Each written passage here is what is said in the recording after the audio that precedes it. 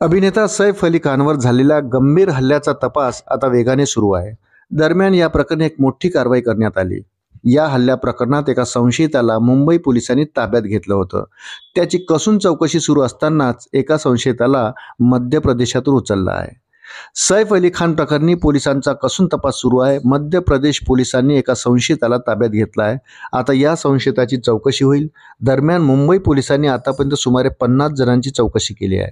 अशातच पोलिसांनी आता ताब्यात घेतलेल्या संशयित आरोपीचं नाव आकाश कन्नोजिया असल्याचं सांगितलं जात आहे. वृत्त सविस्तर जाणून घेण्याकरता चॅनलला सबस्क्राईब जरूर करा. दरम्यान या आरोपीला कसे पकडले याबाबत स्वतः डीजी मनोज यादव यांनी सांगितले आहे. ते म्हणाले, मुंबई पोलीस या संशयिताचे लोकेशन ट्रॅक करत होती. त्यांना माहिती मिळाली की हा इसम ट्रेनमध्ये असून ही ट्रेन दुर्ग आणि राजनांदगावच्या आजूबाजूला आहे.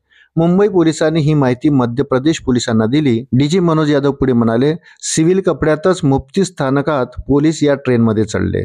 दुर्ग पोलीस स्थानकातील SHO यांनी या संशयिताला ओळखले आणि आपल्या 2 कर्मचाऱ्यांच्या मदतीने त्याला ताब्यात घेतले. यानंतर आम्ही या इसमाचा फोटो घेऊन तो मुंबई पोलिसांसोबत शेअर केला. त्यांनीही या संशयिताची ओळख पटविली.